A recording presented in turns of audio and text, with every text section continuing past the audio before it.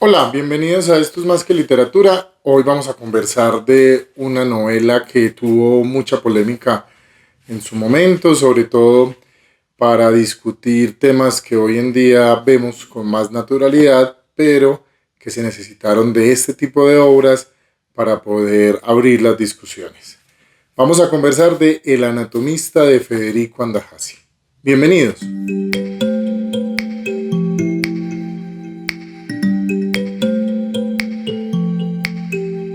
Y habría de llegar más lejos, si el alma de las mujeres era un reino que no podía sojuzgarse ni con todos los ejércitos del mundo. La razón era tan simple y evidente que, por su misma transparencia, nadie había visto. El amor veneris, el origen del amor femenino, era la prueba irrefutable de inexistencia del alma en las mujeres, y así lo haría de fundamentar su rea anatómica. Pero como aquel que se aventura en los valles interiores difícilmente encuentra el camino de regreso, el anatomista habría de perderse definitivamente en el corazón de la selva de su propia costilla. Desde la publicación de esta novela, que fue finalista del Premio Planeta del año 1996, ha tenido algunas discusiones, ha tenido mucha polémica, sobre todo porque tenemos que tener en cuenta que hablar de la sexualidad no siempre fue fácil durante la historia de la humanidad, sobre todo por los vetos de la Iglesia Católica en nuestra cultura. En otros territorios han sido otro tipo de religiones, pero siempre se ha intentado controlar esas discusiones frente a la sexualidad y ante todo también frente a la sexualidad femenina, ya que recordemos que hacemos parte de una cultura que se ha concentrado en el control desde la figura del hombre y masculina. Entonces, en ese sentido, este tipo de novelas planteó discusiones. Incluso cuando queda finalista del Premio Planeta, se le anuncia a Federico Andajasi que ganó el premio de la Fundación Amalia Lacroze de Fontabat. Pero después de haberle entregado el premio, la principal líder de la fundación cuestionó que se lo entregaran a esta novela al conocer el contenido de la misma.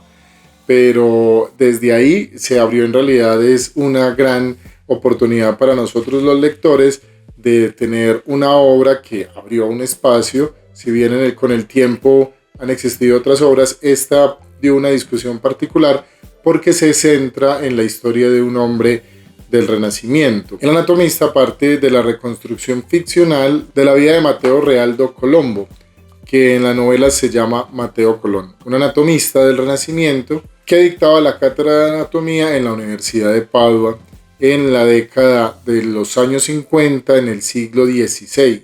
Exactamente entre el año 1558 y 1559 se va a centrar la obra. Pero ¿qué es lo que hace tan interesante a este anatomista? Pues dentro de la novela, en la parte ficcional, Federico Andajasi plantea que Mateo Colón se ha enamorado de Mona Sofía, una de las prostitutas más apetecidas y más famosas, y desea conquistarla, desea llevarse su amor para él. Así que se emprende en la tarea de encontrar una forma de enamorarla, aunque encuentra, según él, la forma de conquistarla por unos azares del destino, como suele pasar en casi todas las preguntas que nos hacemos como seres humanos.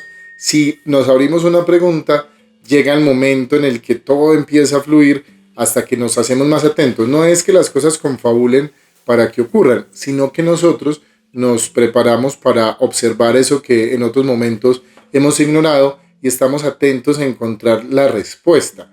Eso es lo que le ocurre a Mateo Colón. Encuentra la respuesta a esa pregunta, ese deseo que tiene de encontrar la forma de enamorar a Mona Sofía.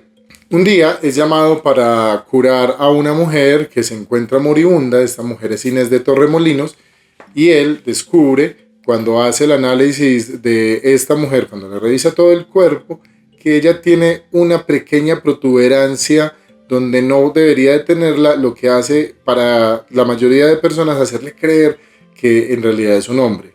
Pero lo que plantea Mateo Colón es que esta mujer tiene una inflamación en sus partes íntimas y empieza a hacer un tratamiento. En este tratamiento es donde descubre que hay una parte del cuerpo femenino que le brinda un placer que puede llevar a que los hombres y a que todos controlen a la mujer. El nuevo hallazgo del anatomista superaba todos los límites de la tolerancia. El amor veneris, la América de Mateo Colón, iba más allá de lo permisible para la ciencia. La sola mención de un cierto placer de Venus, por más de un motivo, le revolvía la sangre. Ahí debemos de tener presente la intención de Mateo Colón, o sea, no es aportarle al placer femenino, sino cómo encontrar la forma de controlarlas, sobre todo cómo encontrar la forma de controlar el amor de Mona Sofía, y lo hace entonces a partir de descubrir el clítoris. Según él es el descubridor del amor veneris, así es como lo determina, porque es la parte que le genera placer a la mujer, y inclusive escribe un libro. Ese libro se puede rastrear históricamente, inclusive a partir de ahí es que Federico Andajasi plantea su novela, solo que se va a enfrentar, cuando plantee la publicación del libro, se va a enfrentar a los pensamientos de la época. Entonces es muy fundamental cuando vamos ubicando cómo eran los pensamientos en este momento histórico que es el Renacimiento, que fue posterior a la Edad Media y que estamos en todo el centro de una época de cambios, pero donde el control de la Iglesia busca que no sean muchos, y para ello, qué mejor herramienta que la Santa Inquisición. Entonces vamos a indagar un poco sobre este momento histórico para comprender ese contexto en el que se desarrolla la novela. La Edad Media es la época histórica ubicada en la Europa occidental entre finales del siglo V hasta casi el final del siglo XV. En más de 1000 años ocurrieron muchos cambios, aunque no con el ritmo trepidante de la actualidad, lo que ha hecho creer erróneamente que la Edad Media fue una época en la que no existieron acontecimientos importantes. Durante esta época nacieron las universidades, por ejemplo. También fue fundamental para el empoderamiento de la religión católica.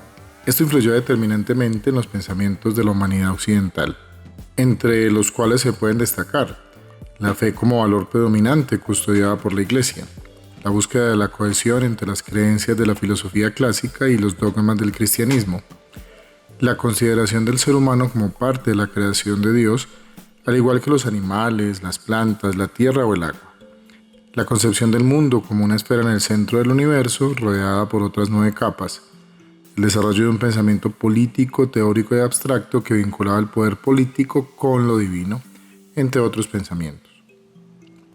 La imprenta de Gutenberg permitió que aumentara la impresión de libros, lo que aportó a que el control del conocimiento fuera desligándose poco a poco de la Iglesia, sumado a los aportes del movimiento cultural y artístico que posteriormente se denominaría el Renacimiento. El control total de la Iglesia se vio amenazado, lo que llevó al aumento de poder de la Inquisición, que pretendió erradicar las nuevas ideas y pensamientos. Creo que deberíamos de plantearnos cada uno desde donde esté, preguntarnos si esto que ocurrió en la Edad Media ya quedó en el pasado o todavía tenemos algunos vestigios de esa forma de ver el mundo. Inclusive creería yo que hay un cambio ya esa Santa Inquisición ya no la podemos ubicar solo en la Iglesia y no es ese señalamiento que se hace desde los planteamientos religiosos, sino que ahora, por ejemplo, las redes sociales señalan y acusan al otro y es ese otro el que tiene que defenderse. O sea, nosotros estamos viviendo una época tan diferente, si bien tenemos en apariencia una época en la que los pensamientos y las ideas se pueden plantear, se pueden discutir, sí lo podemos hacer con libertad. En realidad sí tenemos esa opción de demostrar nuestros intereses, nuestros gustos, sin ser cuestionados por el entorno.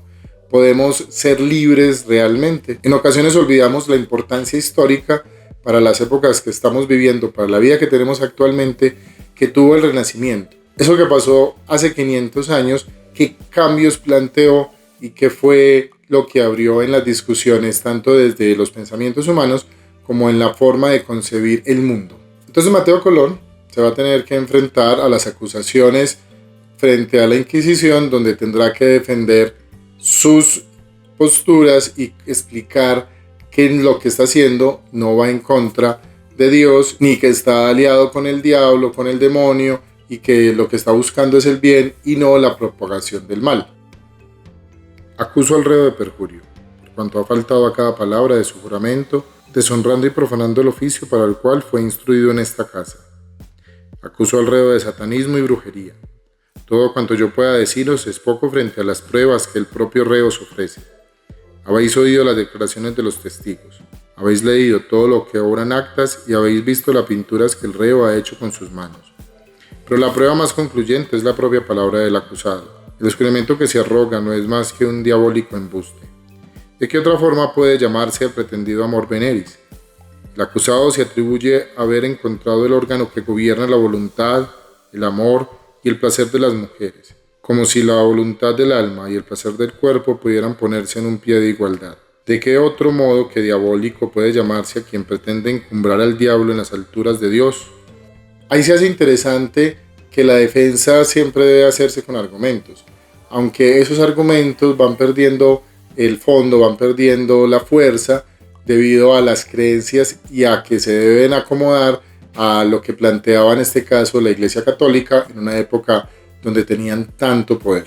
En una de esas formas de acercarse a la comprensión de la novela, desde mi interpretación hay una que me parece que debemos mantener abierta la discusión, y es esa necesidad del hombre y esa necesidad del hombre representado en este caso en el poder religioso de controlar la sexualidad femenina.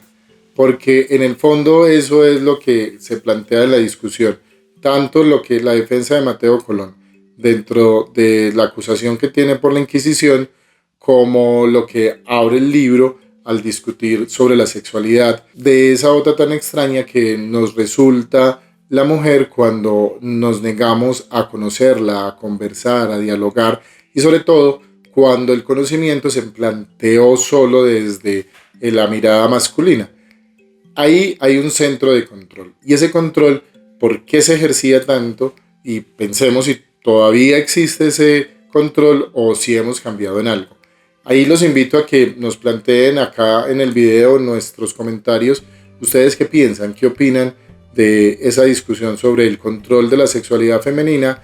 Que es obvio que en muchas partes del mundo todavía se controla, que todavía en nuestro entorno también, así en ocasiones pensemos que tenemos una mente liberal, un pensamiento que se permite, inclusive con esa palabra, permitir, como si hay algunos que tienen el control que permiten que otros ejerzan o que vivan. No estamos en una época tan igualitaria donde todavía en realidad discutimos, señalamos y no permitimos que el otro sea y construya su vida desde sus intereses y deseos, siempre y cuando no le esté causando daño a los demás. Siguiendo esta idea, la forma como Federico Andajasi plantea la novela, donde el máximo protagonista es Mateo Colón y el proceso que le siguen, donde él entonces está defendiendo sus ideas y demás. Por un lado está la historia de Inés de Torremolinos, que es la que nos va a permitir al final de la obra reconocer las decisiones que tomó esta mujer y que la llevaron, como lo plantea el libro, a ser señalada de forma negativa, pero en la que ella encontró una alegría y una libertad al reconocerse a sí misma y al aceptar su deseo. La voz narrativa del anatomista es esa voz de un narrador en tercera persona que ha indagado, que ha investigado y que está reconstruyendo entonces la vida de un personaje histórico y pretende, dentro de la ficción narrativa, que el lector asuma que estos acontecimientos que está leyendo ocurrieron tal cual.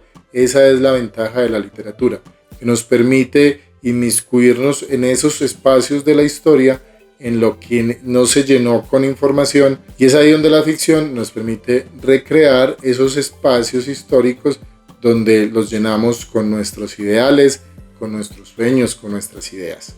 La lectura del anatomista es una lectura amena.